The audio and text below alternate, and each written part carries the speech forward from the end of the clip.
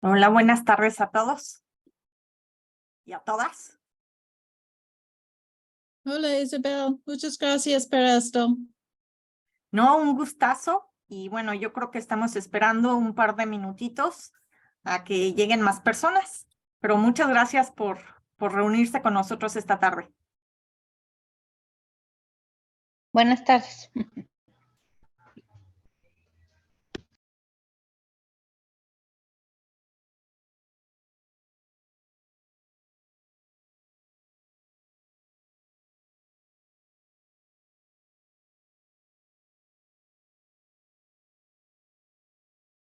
No sé si en lo que llegan más personas quieran introducirse, o presentarse, pueden hacerlo, no sé si lo puedan hacer a través del chat, pero pueden decir de dónde se unen.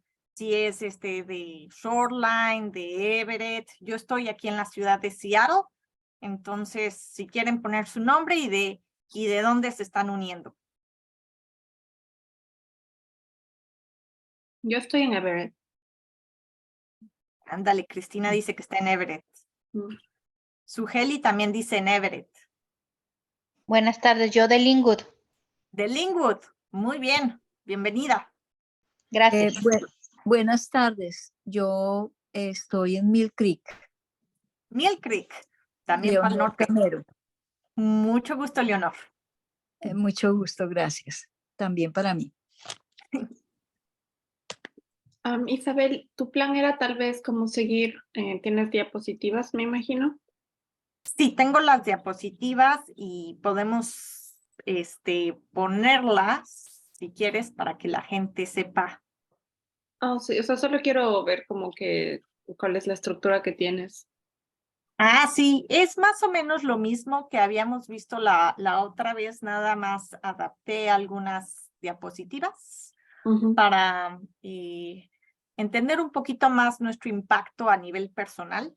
Ujú. Entonces, sí, Ok, luego te las mando también, Cristina. sí, está bien. Y Patricia nos dice que está uniéndose desde Lake Forest Park. Okay.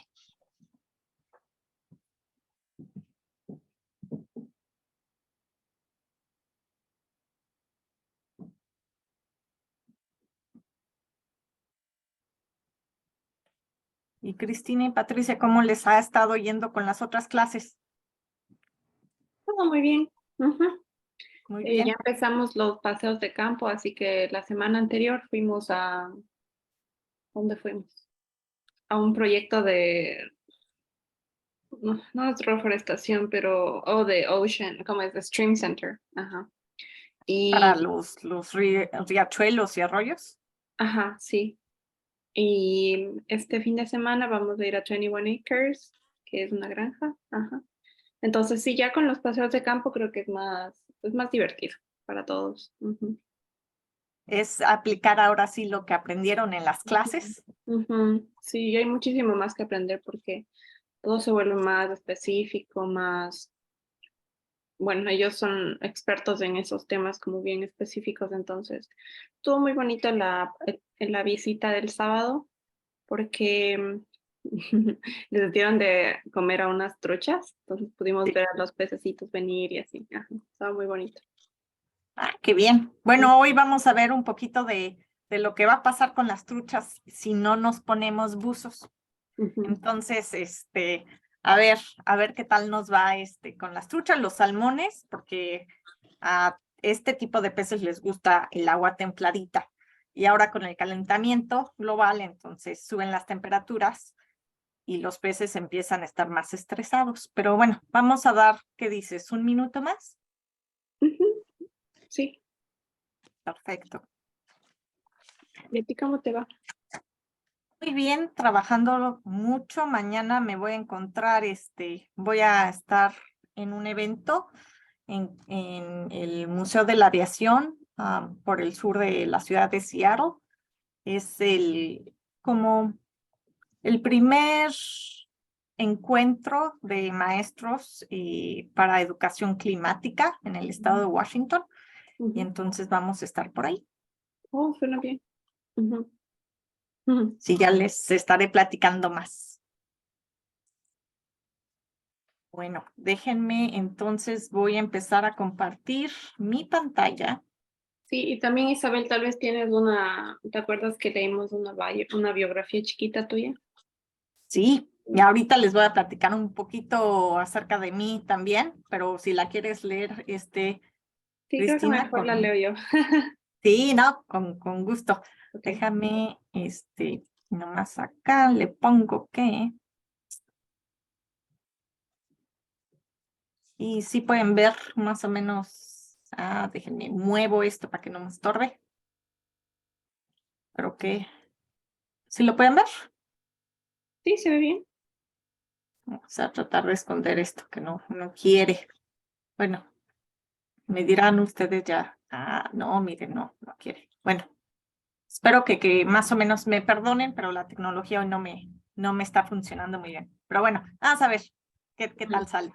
Pero si quieres, Cristina, empezamos. Sí, está bien, empecemos. Bueno, buenas tardes a todos, espero que estén muy bien, gracias por tomarse el tiempo, por estar aquí. Tenemos de vuelta a Isabel, la doctora Isabel Carreras Amanillo, quien nos va a hablar un poquito más sobre el cambio climático y nuestra huella ecológica. Isabel tiene mucha experiencia en este tema y también actualmente se encuentra liderando una organización llamada Front and Center, ¿verdad? Ok, sí. No tengo tu bio, pero nos vas a hablar un poquito más sobre tu experiencia y entonces te dejo a ti que te presentes y sí, gracias, somos todo oídos.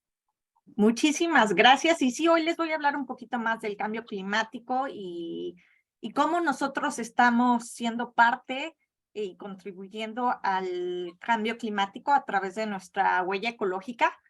Pero bueno, les voy a platicar un poquito de mí y ojalá nos podamos presentar. Bueno, de nuevo, nombre completo, María Isabel Carreras Amanillo. Soy de la Ciudad de México, orgullosamente chilanga. Llegué aquí a los Estados Unidos en el 2012, pero viví en la ciudad de Chicago por un tiempo. Yo soy bióloga de la UNAM, ahí hice mi licenciatura, mi maestría, estuve dando clases en la Facultad de Ciencias por un rato y después me vine a terminar la maestría a una universidad en la ciudad de Baltimore, en el estado de Maryland, que se llama Johns Hopkins. Y de ahí me vino la idea de empezar a colaborar más con comunidades, sobre todo de habla hispana y latinas aquí en el estado de Washington. Como les comentaba, yo vine en el 2012 a Chicago. Como muchos, vine primero con mi visa de turista y ya luego me quedé. Y estuve haciendo trabajo con lo que es el Museo de Historia Natural de allá de Chicago y después el Planetario Alder, sobre todo haciendo programas para las familias latinas, para que conocieran a científicos, a ingenieros y astrónomos. Y después ya en el 2014 me vine a Seattle a empezar un doctorado en la Universidad de Washington, en donde estuve un rato estudiando ciencias ambientales. Y estuve trabajando para la Oficina Estatal de la NASA en cuestiones de divulgación de la ciencia. Después me quedé en el Colegio del Medio Ambiente en cuestiones de diversidad, equidad e inclusión. Me fui por un par de añitos a California, a la Universidad de Stanford, también a hacer cuestiones de cambio institucional a través de diversidad, equidad e inclusión. Y hace como mes y medio regresé y estoy en una coalición de organizaciones comunitarias que se llama Front and Center. Front and Center trabaja en cuestiones de justicia ambiental y justicia climática. ¿Alguien ha escuchado de Front and Center o es la primera vez? La primera vez. Oh, Es la primera vez, yo sé. Primera vez. Sí, no, es una organización que se ha dedicado mucho a advocar por las comunidades migrantes de refugiados y de color. sobre todo en Olimpia, pero empezamos ahorita con programas de educación comunitaria. Entonces yo soy coordinadora de educación comunitaria y pues por eso también estoy aquí, para compartir un poquito de lo que sé, pero ustedes con mucho gusto interrúmpame cuando ustedes no entiendan algo. Esperemos que esta presentación ustedes se sientan en confianza para participar. Un poquito de lo que hay que esperar el día de hoy. Bueno, vamos a recordar eso de qué es el cambio climático. Lo escuchamos mucho en los noticieros, lo vemos a veces en los periódicos y en las revistas. ¿Cómo sabemos que hay un cambio climático y que en realidad existe? Todavía existen personas que dudan que existe un cambio climático, pero hay evidencia y vamos a hablar de esa evidencia. Luego vamos a tocar el tema de cuál es el impacto del cambio climático en el mundo. El impacto es diferente en diferentes zonas del mundo y vamos a ver el por qué. Y después vamos a entender nosotros como individuos y cómo contribuimos como comunidad y como país en un impacto ecológico. Este impacto ecológico tiene relación con el cambio climático. Y bueno, vamos a enfocarnos un poquito más en las proyecciones a futuro para el estado de Washington. Quiere decir que cómo el cambio climático va a afectar al medio ambiente, pero también a nosotros como comunidades que vivimos aquí. Y al final vamos a tener unas pequeñas preguntas, unas actividades en grupo, simplemente pues para ver qué preguntas tienen o si tienen alguna experiencia que quisieran compartir. De nuevo, el cambio climático, yo creo que todos hemos escuchado de él. Entonces, lo que nos dicen los expertos es que es un cambio a nivel global, quiere decir en todo el planeta, del clima y que impacta los sistemas planetarios.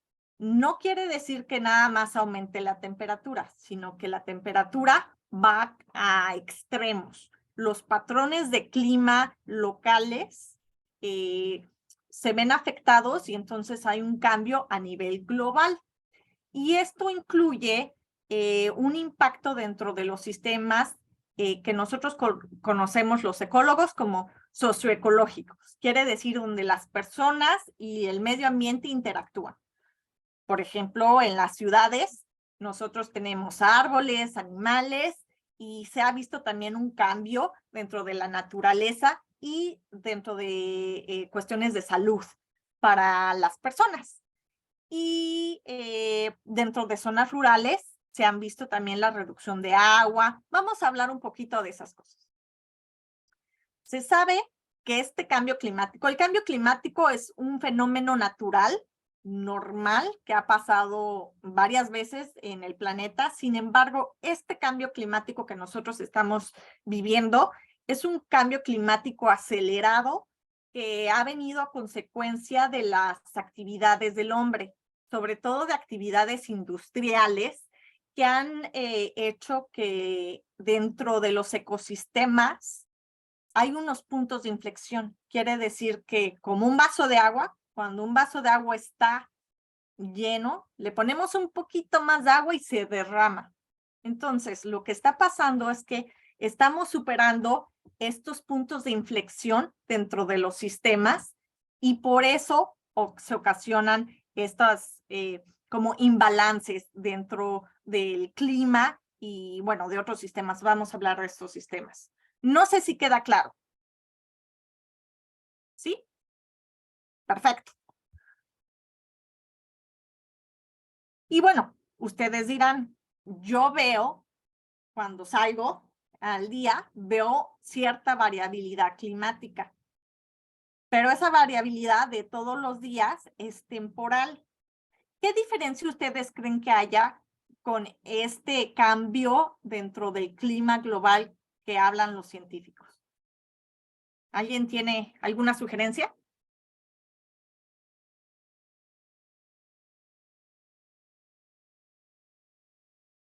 Entre qué es la variabilidad climática temporal y la diferencia con una variabilidad climática global.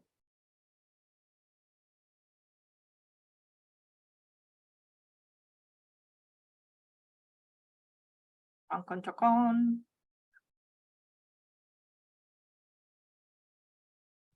Bueno, les voy a dar la respuesta. Nosotros cuando vemos, por ejemplo, una aplicación diciéndonos que mañana, por ejemplo, va a ser más calor, vamos a estar dentro de los 70 grados Fahrenheit, pero hoy estábamos como en los 50, 60. Eso quiere decir que hay una variabilidad temporal a nivel local, aquí dentro del área de Puget Sound.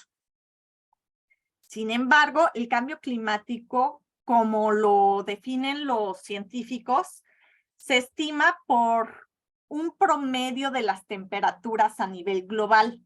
Quiere decir que es sumando todas las temperaturas en el planeta, se toma un promedio, se han hecho medidas desde finales del siglo XIX y se ha visto que estas temperaturas han aumentado. Sin embargo, no solo han aumentado un par de grados, sino que se ha visto una correlación con los niveles de dióxido de carbono, que es uno de los contaminantes o de los gases de efecto invernadero, en la atmósfera. Esa concentración también ha aumentado. Han visto que mientras aumenta la temperatura, o más bien, mientras aumenta el dióxido de carbono en la atmósfera, aumenta también la temperatura. Entonces es una relación directa. A esto, y le han visto una tendencia, es lo que le llaman los científicos una curva de Killing. Y eso es lo que demuestra que hay un cambio climático, que no nada más es una región del planeta, sino que es a nivel global y que esta tendencia va a la alza. ¿Ustedes qué creen, como ustedes vean el mundo actualmente? ¿Creen que vaya a bajar mucho el dióxido de carbono y los gases de invernadero, de efecto invernadero en la atmósfera o no? ¿Y por qué? No sé quién se anime.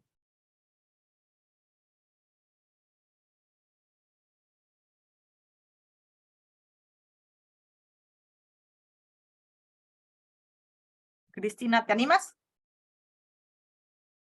Creo que la respuesta era no.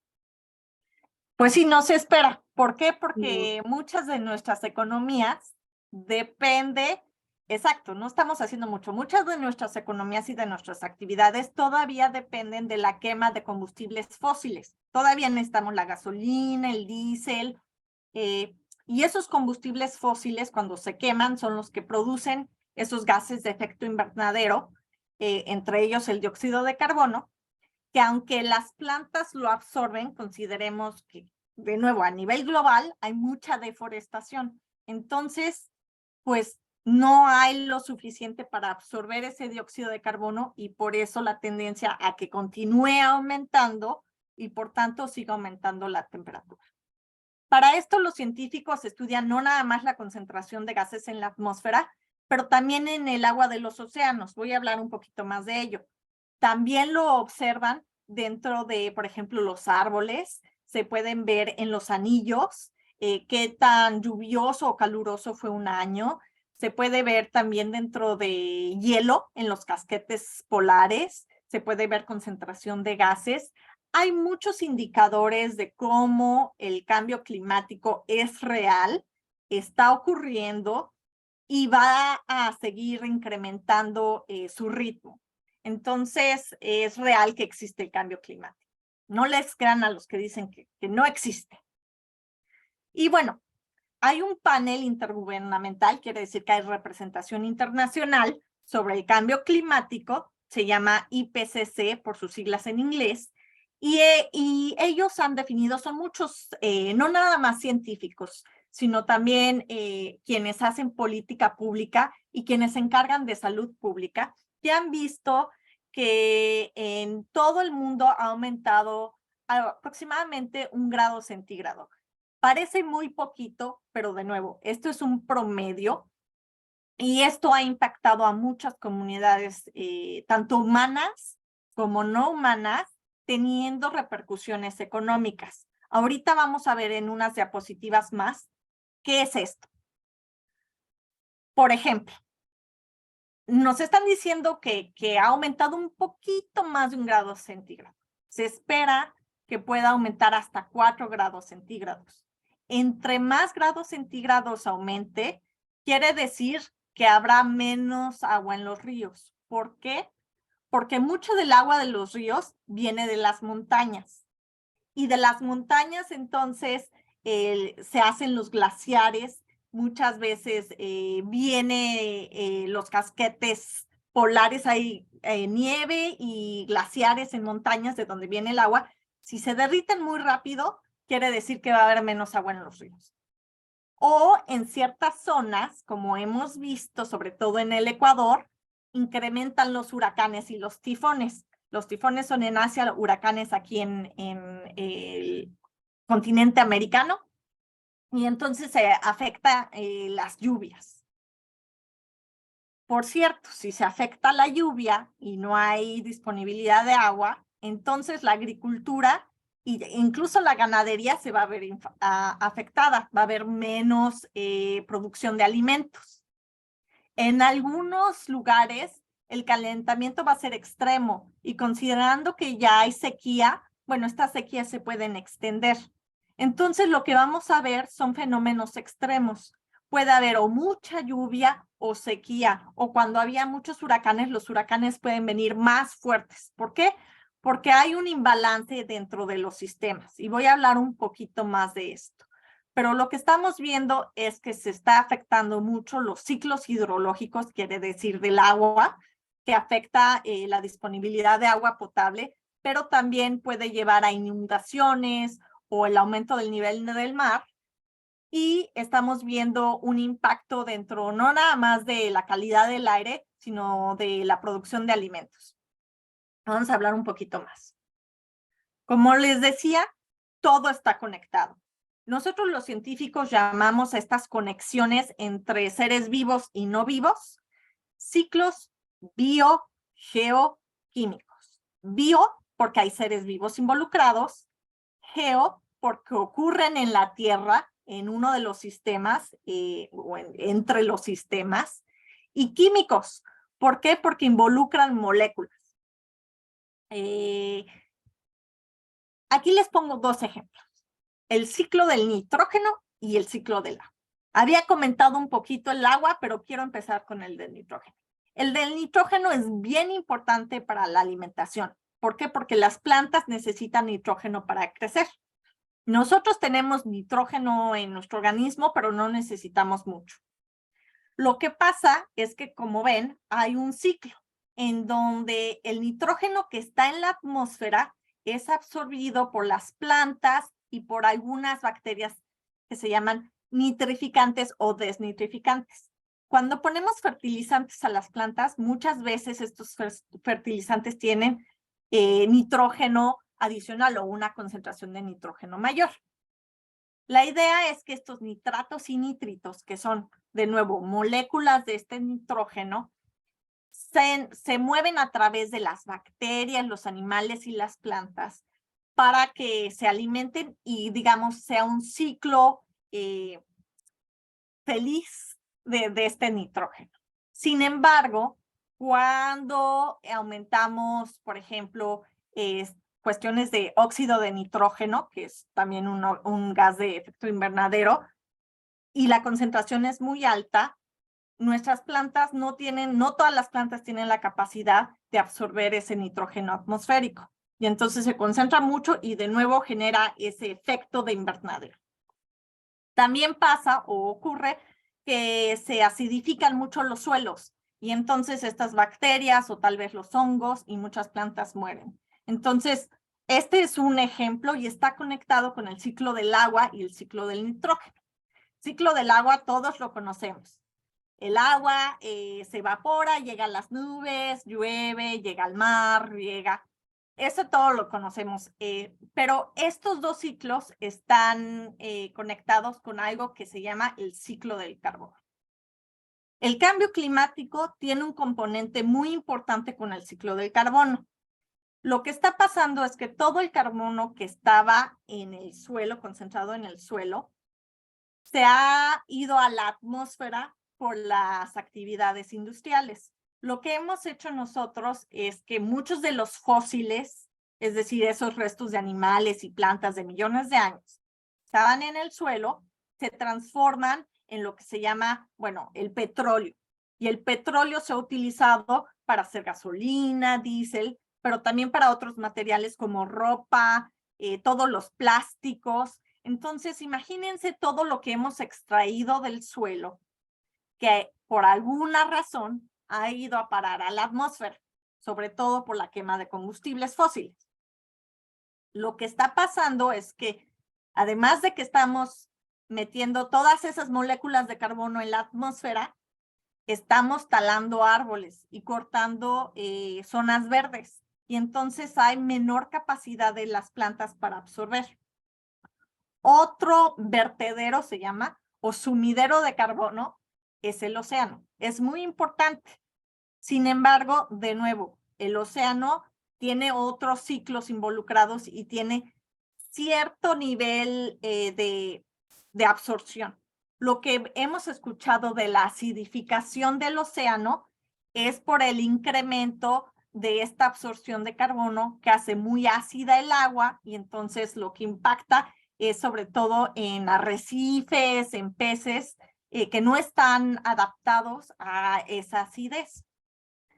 Cuando todos estos gases van a la atmósfera, se crea como una cobija que se llama el efecto invernadero. Entonces, lo que hace es que se atrapa el calor de los rayos solares, pero no pueden escapar y tampoco se pueden absorber. Entonces, queda como una cobija y queda como una olla de presión. Entonces, por eso las temperaturas van aumentando. Y los seres vivos tenemos cierto rango de adaptación para temperaturas. Todos los seres vivos, hasta los seres humanos. No hemos visto un ser humano que aguante más de 55, 60 grados centígrados. Entonces, ¿por qué? Porque nos morimos, nuestros cuerpos no están adaptados. Lo mismo es con los animales y las plantas. Entonces, esto es lo que está pasando con el cambio climático. Estamos impactando estos ciclos biogeoquímicos y, por tanto, estamos observando, por ejemplo, la pérdida de biodiversidad, quiere decir de animales y plantas. Yo siempre digo que esto es lo mismo que con nuestro cuerpo. Pensemos cuántos sistemas tenemos en nuestro cuerpo. Tenemos el digestivo, el respiratorio, el nervioso, pero si nos enfermamos, lo que sucede es que un imbalance en un sistema nos puede, si no lo tratamos a tiempo, nos puede conllevar a enfermedades crónicas o, más peligrosas. Entonces, lo mismo pasa con la Tierra. Hemos afectado los diferentes sistemas y hemos llegado a un nivel en que por eso está esta enfermedad crónica que se llama cambio climático. ¿Preguntas o dudas?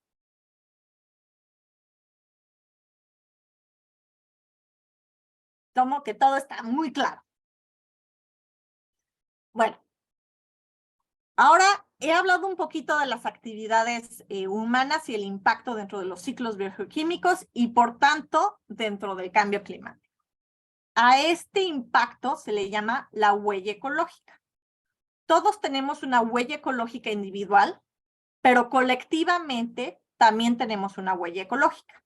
Si consideráramos las actividades humanas a nivel planetario o global, veríamos que la mayor cantidad de gases de efecto invernadero y de CO2, quiere decir de dióxido de carbono, proviene de la producción de energía.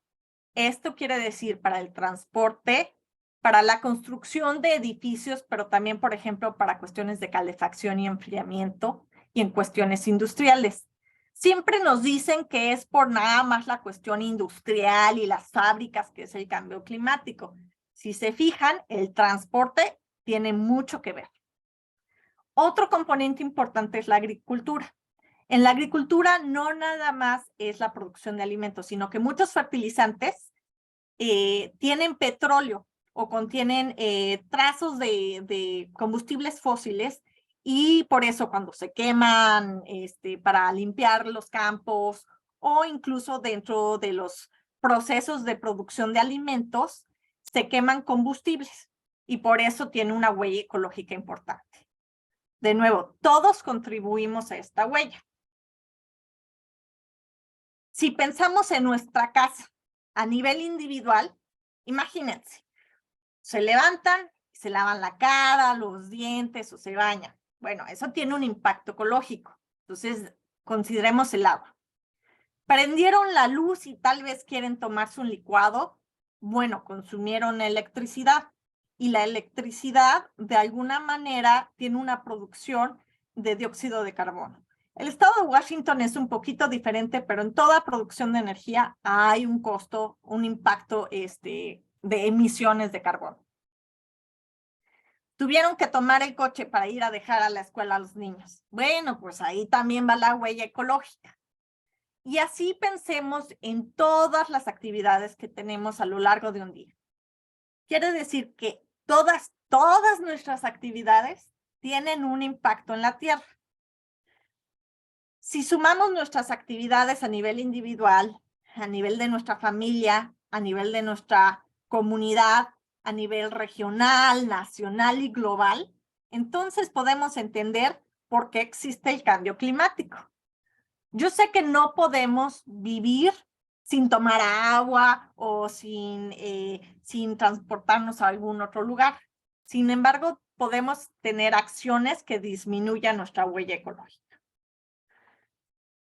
Yo les quería decir que, bueno, todos, como les decía, tenemos un impacto.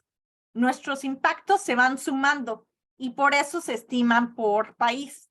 Quiere decir que nosotros ahorita viviendo en el estado de Washington, tenemos entonces un impacto dentro de la huella ecológica de los Estados Unidos. ¿Y quién creen que emite la mayor cantidad de dióxido de carbono? Pues los Estados Unidos. Aunque yo sea la que utiliza más transporte público, de nuevo, es un promedio. Y se trata de que todos hagamos la tarea. Ahorita, como les decía, Estados Unidos es el que mayor produce emisiones de dióxido de carbono. Le sigue China y Rusia. ¿Qué notan dentro de estos países que son los que emiten mayor cantidad de dióxido de carbono? ¿En dónde se encuentran? En la industrialización, probablemente. Sí, en los países desarrollados o industrializados. Justamente son los que más producen, más consumen.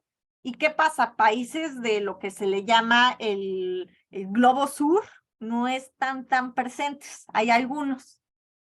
¿Qué creen que pase con México? ¿Por qué creen que esté ahí? Porque es súper desarrollado. Bueno, hay desarrollados y en vías de desarrollo. Y estamos nosotros en vías de desarrollo. Lo que ha pasado en México es que también cuestiones de deforestación han sido muy importantes, porque, y no voy a entrar en política, pero pues hay trenes mayas, hay ganadería, hay narcos. Entonces, el problema de México no nada más es un problema político, sino a nivel de población, porque ha crecido mucho la población. Y nos hemos movido a muchos lugares que antes eran arbolados y hemos talado muchos bosques.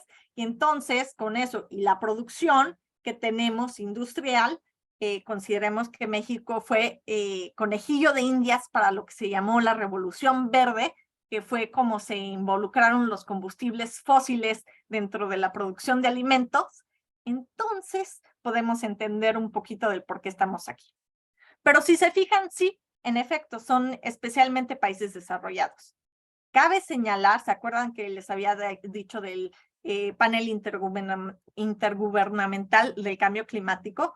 Bueno, ellos junto con la ONU y otros organismos firmaron un acuerdo, el Acuerdo de París.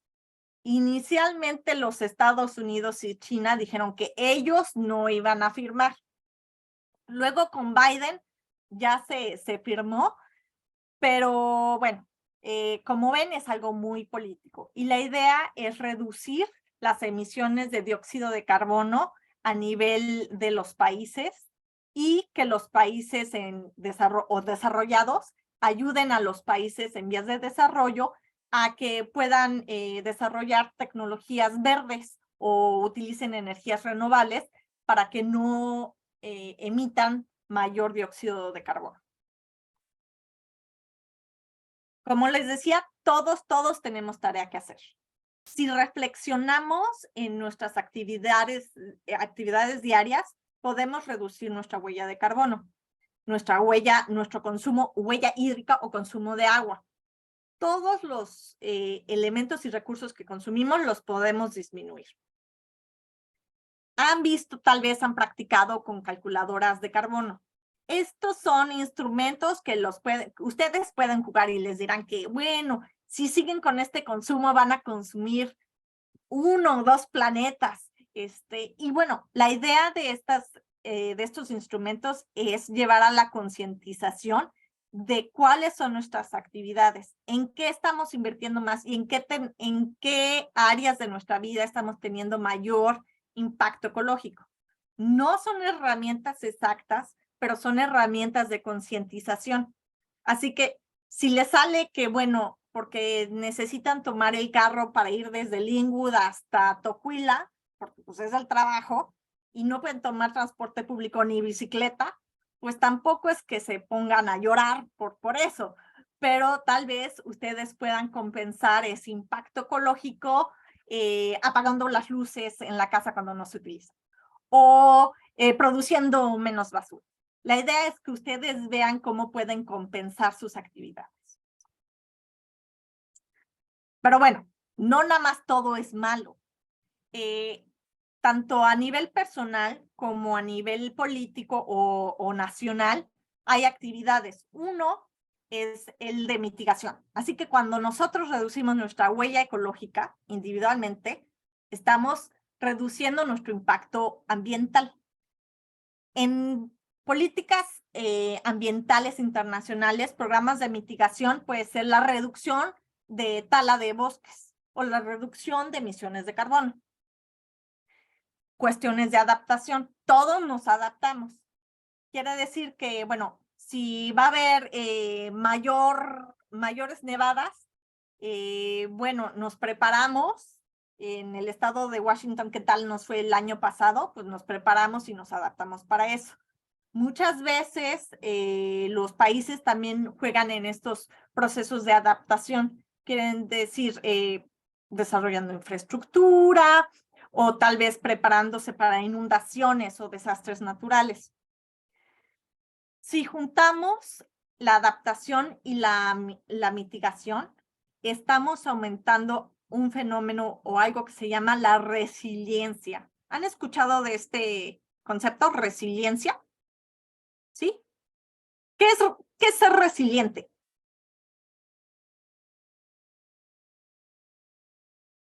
¿Qué les suena? Es ser más fuerte a los problemas que uno enfrenta. Exacto, y ser como más flexible. Y a veces nos adaptamos, a veces cambiamos. Es eso es la resiliencia. Muchas gracias, María. Pues sí, la resiliencia no es a nivel nada más individual, sino puede ser a nivel comunitario. Y cuando pensamos en resiliencia climática, es cómo nos estamos preparando, siendo flexibles ante los impactos del cambio climático. Para esta resiliencia, todos jugamos un papel. En una comunidad pensemos cómo estamos colaborando para que nuestra comunidad ya sea se adapte a un fenómeno natural o se prepare para futuros cambios climáticos o cambios dentro de nuestra naturaleza y nuestro entorno.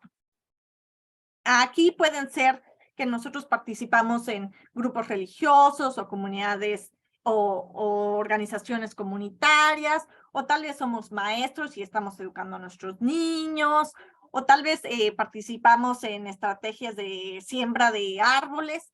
Ustedes piensen, o tal vez conocen ustedes a alguien que trabaja limpiando los ríos, o haciendo cuestiones de restauración ecológica. Todos podemos sumarnos a esta resiliencia comunitaria. Así que pensemos siempre que no nada más es solamente lo que hacemos a nivel individual, sino que también tenemos un papel a jugar a nivel comunitario. Esto es bien importante porque vienen los impactos por el cambio ambiental. Los peligros y las amenazas, ¿qué quiere decir? estos cambios dentro de los sistemas, que puede ser, por ejemplo, la precipitación. La precipitación no es ni mala ni buena. La precipitación es la lluvia, existe. La temperatura, pues la temperatura tampoco es ni buena ni mala, ni el nivel del mar, tampoco, ¿no? Sin embargo, para que nosotros sobrevivamos como humanos, pues tiene que haber ciertos niveles de precipitación, de temperatura y de nivel del mar. Cuando estos niveles no son los óptimos, entonces es una amenaza y el resultado aquí sería por el cambio ambiental, el cambio climático.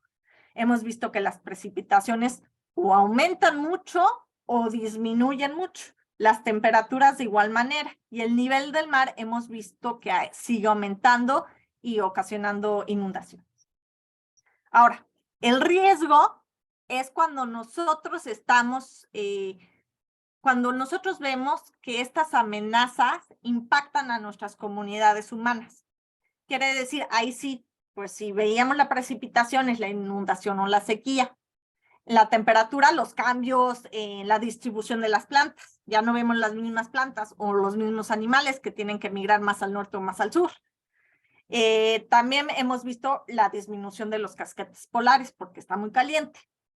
Y el nivel del mar, bueno, como les decía, vemos el aumento del nivel del mar. Entonces, el riesgo es cómo estos peligros o amenazas naturales impactan nuestras comunidades.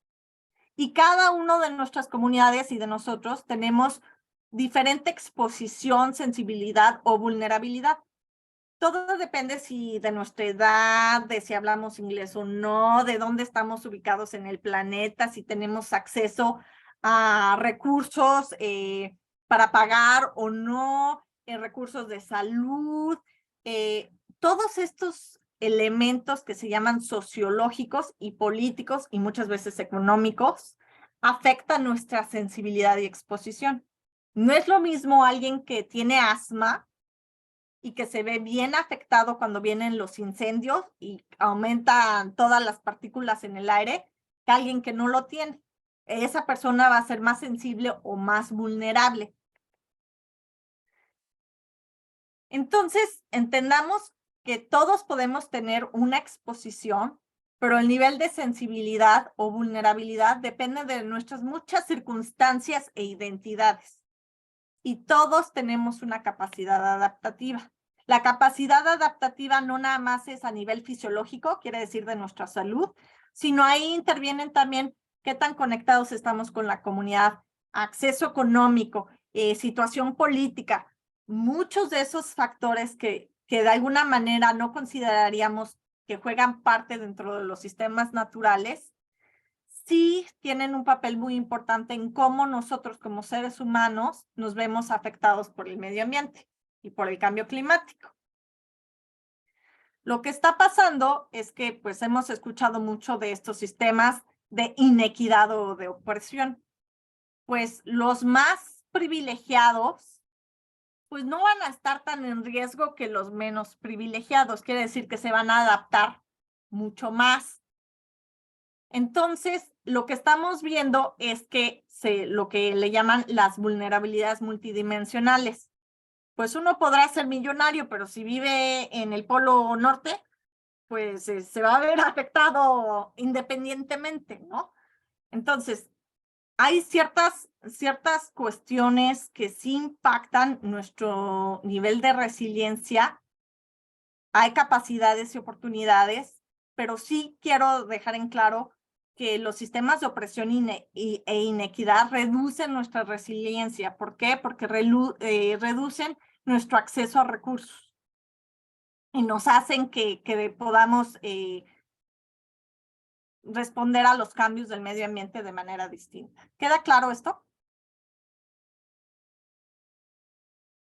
Bueno, ahora sí vamos al estado de Washington, porque ya les hablé de todo el mundo y de cómo van las cosas. Bueno, les decía, es muy importante en dónde estamos ubicados dentro del planeta. Por dónde está ubicado el estado de Washington, nosotros recibimos estas ondas polares y luego las nevadas y luego la cantidad de lluvia, tal vez menos cantidad de sol durante el invierno. Todo esto tiene que ver por en dónde estamos localizados. Eso quiere decir su latitud y su longitud. Luego está el componente superficial, ahora sí que la topografía. Hay las montañas de la cascada o cascade que dividen al estado en una zona oeste y una zona este. ¿Cuál es la zona más seca y cálida del estado de Washington? ¿Qué han escuchado? ¿Qué es lo más caliente? ¿La zona este o la zona oeste? La zona este es como Yakima. La zona oeste es más como por donde estamos nosotros. El este, sí, Yakima, justamente. ¿Por qué? Porque si se fijan, pues aquí está el Océano Pacífico, pero toda esa humedad del Océano Pacífico llega y choca con la montaña y no puede pasar. Y entonces por eso esta zona es mucho más cálida. Hay otros componentes, pero ese es el efecto de montaña, se llama. Y esta zona, bueno, queda atrapada con toda la humedad y por eso nos llueve tanto. Por eso la ubicación dentro del planeta tiene hace que seamos impactados de manera distinta por el cambio climático. Ahora, la Universidad de Washington tiene unos departamentos que hacen como unos reportes estatales. El último reporte estatal dijo que se espera, quiere decir, toman más o menos los promedios de temperatura, de agua, dentro de varios años y se hacen modelos. Así como cuando nosotros le metemos a la computadora o en Facebook, estamos viendo nada más una cosa y nos salen luego por algún motivo las mismas cosas, se llaman algoritmos. Bueno, eso quiere decir que los científicos y los científicos utilizan algoritmos y los algoritmos, cuando se combinan, forman modelos. Los modelos permiten hacer predicciones. Entonces son predicciones matemáticas, basados en datos e información que se tiene. No son completamente exactos porque son predicciones a futuro, pero son muy cercanos. ¿Por qué? Porque están tomando el promedio de lo que ha ocurrido en el pasado. Basados en estos modelos, se espera que toda la nieve y los glaciares en las montañas, que es de donde viene la mayor parte de nuestra área, de nuestra agua potable, disminuya.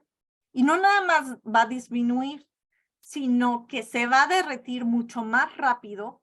Y lo que va a pasar es que si se derrite más rápido, entonces vamos a tener suficiente agua dentro de la primavera y tal vez el verano. Pero para el otoño y el invierno vamos a experimentar más procesos de sequía. De nuevo, esto se va a acrecentar conforme pasen los años. Luego, lo que va a pasar es que en las zonas donde hay mar, lo que está pasando en los casquetes polares y por la cercanía al Polo Norte, lo que se está viendo es que hay un aumento del nivel del mar. El aumento del nivel del mar, entonces, quiere decir que toda la línea costera se ve afectada no nada más por inundación, sino que la erosión de las olas. Entonces, pues si antes había una casa en la zona costera, si no está inundada, hay una probabilidad de que las olas le caigan y esa erosión de las olas lastime la estructura. Entonces, espera que haya muchas afectaciones en infraestructura, carreteras, puentes, imagínense.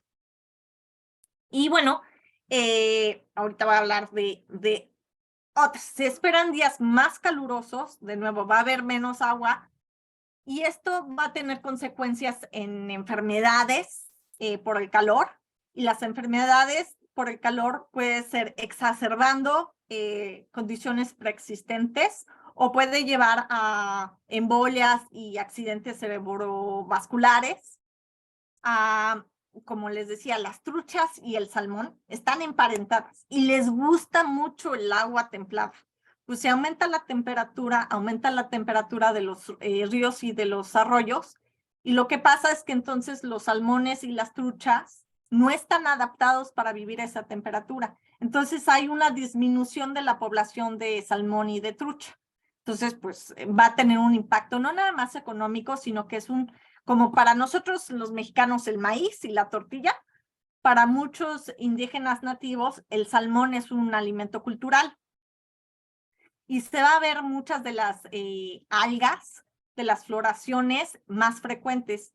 Cuando hay los fenómenos de estas algas, una de dos, o matan a animales o consumen mucho del oxígeno dentro de los lagos y los ríos, y entonces también mueren muchos de los organismos. Les comentaba de la reducción de nieve, que de nuevo va a tener cortes e impacto dentro de la disponibilidad de agua. Mayor corriente de deshielo en invierno, lo que aumenta cuestiones de erosión en tierra y también en algunas inundaciones, zonas de inundación, sobre todo en la zona de Carnation y muchas zonas agrícolas se ve esto. Pero aunque estas zonas de deshielo es grande, las corrientes de deshielo van a ocurrir, como les decía, de manera más temprana y luego el aumento de nivel de nieve. Ahora, pensemos en el riesgo. Nos están diciendo que existen estos riesgos de días más calurosos, reducción de acumulación de nieve. ¿Quiénes serían más vulnerables en cuestiones cuando los días son más cálidos? ¿Quiénes creen ustedes que serían más vulnerables?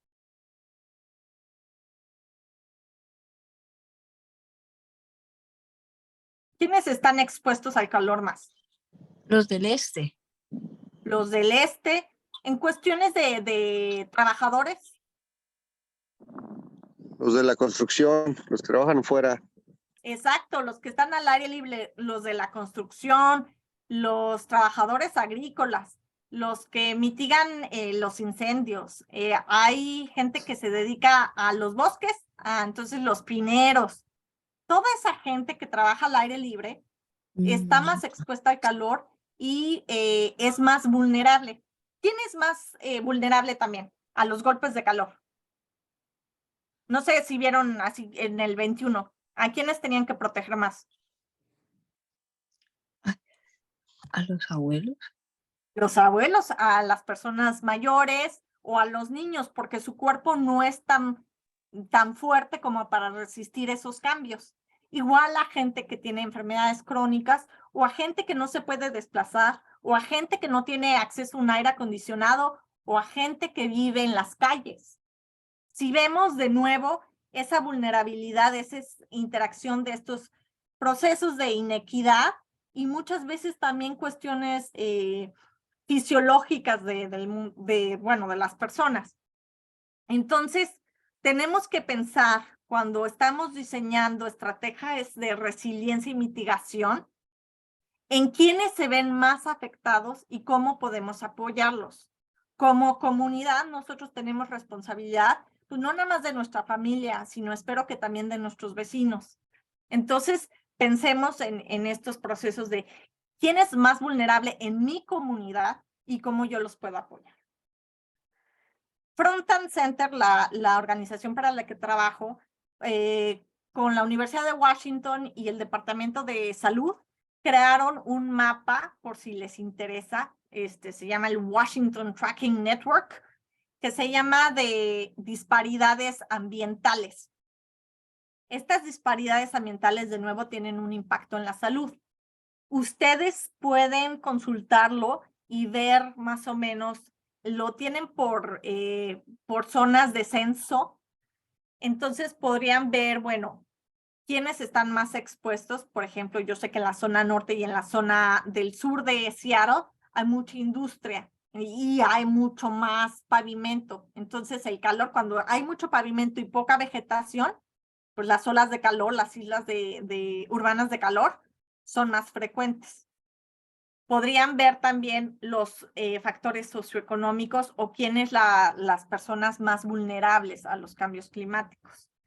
De nuevo, aquí les diría quiénes están más en peligro o quiénes y menos.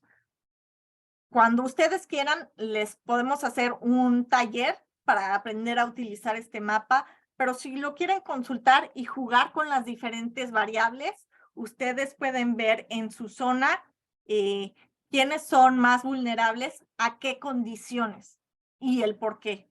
De nuevo, todo está conectado. Entonces, esta es una buena estrategia para entender esas conexiones dentro del medio ambiente y las comunidades. De nuevo, recuerden que nuestras acciones a nivel individual tienen una repercusión a nivel comunitario, pero también regional, nacional y global. Ustedes tienen el poder de decidir qué papel quieren jugar dentro de la resiliencia comunitaria y, bueno, dentro del impacto y la huella ecológica dentro del planeta. Ahora sí que eso es decisión de ustedes. Habiendo dicho esto, les doy las gracias y quedamos para preguntas, dudas que hayan quedado. Ahora sí que soy todo oídos. Muchas gracias, Isabel. Le agradecemos mucho por, sí, por enseñarnos tanto. Y no sé si tienen alguna pregunta, las personas que están aquí. Hasta que las personas piensen en alguna pregunta, yo te iba a preguntar, ¿cuáles son 2 cosas que podemos hacer nosotros como desde nuestra casa para aportar, sí, para cuidar más de nuestro clima?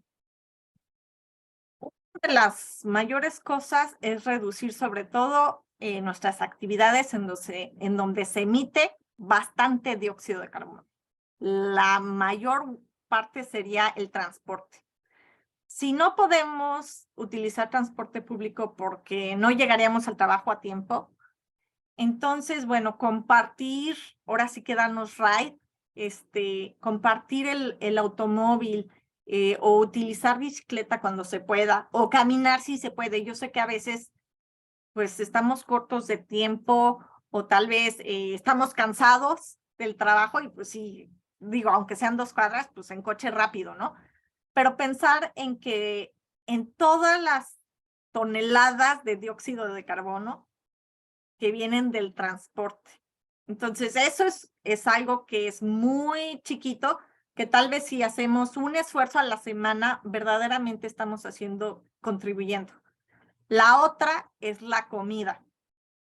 Híjole, bueno, la cantidad de basura que se genera por la comida, porque a veces pues no nos gustó, sobre todo en Estados Unidos se utilizan a veces porciones muy grandes y se desperdicia mucha comida, pero pensemos también en los empaques de la comida. ¿Qué estamos haciendo? ¿Estamos reciclando? ¿Los estamos reutilizando? En México era muy común que los frascos de mayonesa o las latas las reutilizábamos como para guardar comida, o tal vez para crecer plantitas, ya sea epazote, menta, dentro de nuestra casa. Se han perdido mucho esas tradiciones porque, bueno, pues, parece conveniente nada más el reciclar. Pero de nuevo, todos esos basureros tienen cierta capacidad, una capacidad limitada. Entonces, si podemos reutilizar más que reciclar, estamos apoyando y conservando estos recursos. Yo creo que esos serían 2 estrategias chiquitas. Y bueno, el agua, la huella hídrica. Yo sé que hasta yo a veces digo, chanfles, yo quiero quedarme 3 minutitos más en la regadera, pero regaderazos rapidísimos, si se puede con agua que no sea muy caliente, y cuando nos lavamos los dientes, en lugar de dejar que se vaya el agua, bueno, cuidarla, porque va a haber un día, no sabemos si nuestros nietos van a tener suficiente agua. Tal vez nosotros no las pasemos bien, pero ¿qué va a pasar con las generaciones que vienen? A ellos sí les va a tocar más pesado. Entonces, tener siempre en cuenta eso. Súper, gracias, Isabel. ¿Alguien más tiene alguna pregunta? Patricia, ¿alguna pregunta? ¿No? Bueno, para los que están en la clase, nos vemos el día sábado. Y sí, gracias, Isabel, una vez más. Esperamos que puedan ir a disfrutar un poco el sol. Todavía está bonito afuera. Y una pregunta, ¿es mejor? Sí, no, es mejor echarse como un regaderazo o usar la tina y, bueno, ahí sí depende del tiempo del regaderazo y a veces podemos poner venden unas regaderas especiales que aumentan la presión del agua. Quiere decir que en lugar de que esté tirando tanta agua, como la sueltan a presión, entonces se utiliza menos agua. Pues si el regaderazo fue de 5 minutos con una de esas regaderas, pues conviene el regaderazo. Pero pues, si tenemos esas regaderas luego viejitas, que tiran el chorrazo y luego nos tardamos 15 minutos en la regadera, no, bueno, ahí sí vale la pena la tina, ¿no? Ahora, si vamos a hacer de a diario la tina, pues bueno, sí estamos contaminando mucho. Lo que se utiliza a veces es la reutilización de aguas grises, no aguas negras.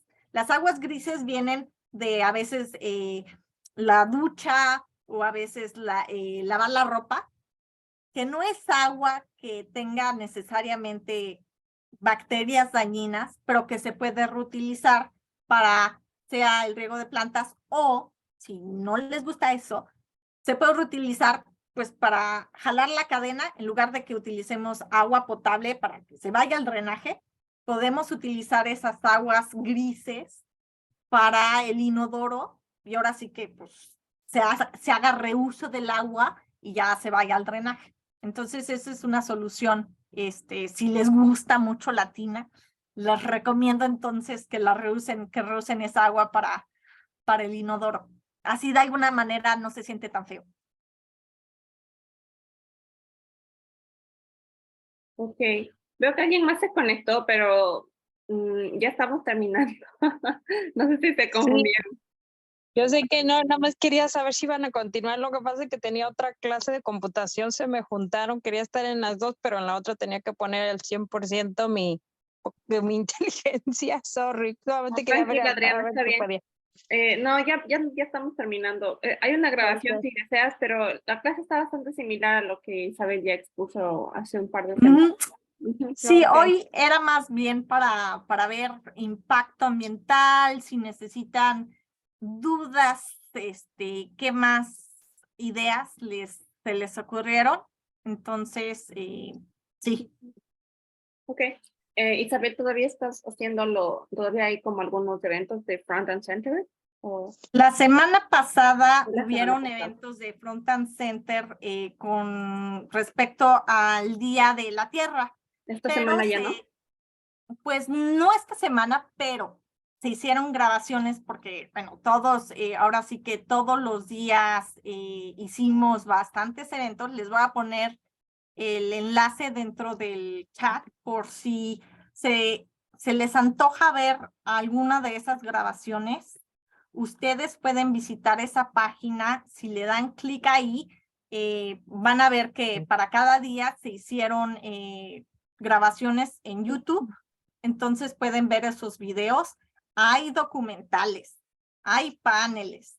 Hay un panel que yo hice el martes 18 de abril con una organización que trabaja en Chiapas y una organización que trabaja en California. Entonces, pueden ver esas grabaciones y si quieren conectarse conmigo porque tienen alguna duda, idea, me pueden contactar a mi correo de trabajo, que es muy facilito, es Isabel, mi nombre, @frontandcenter.org. Front and Center, de nuevo, estamos para servirles, para lo que ustedes gusten y manden. Vamos a tener talleres en cuestiones de transición justa. Ya dirán qué es eso. Bueno, ahí los dejo con la duda. Y transición justa y cuestiones de más participativas para el mapeo comunitario, sobre todo utilizando ese mapa que les enseñé de disparidades ambientales y de salud. Súper, Isabel. Gracias por compartir. Ahí está el link en el chat, chicos. Y sí, nos vemos el sábado. Leonor, ¿Sí? ¿tiene alguna pregunta? ¿No? No por Pensé ahora, que abrí el gracias. micrófono porque tenía alguna pregunta. Bueno, ya. Nos vemos entonces y gracias por tu tiempo, Isabel. Muchas gracias y bueno, sigo a la orden. Tengan bonita noche. Cuídense mucho. Buenas Igualmente, noches. Gracias, buenas Buenas noches. noches. Hasta luego. Muchas gracias y muy buena Bueno. noche. Igualmente. Gracias. Muy importante. Gracias. Gracias. Bueno.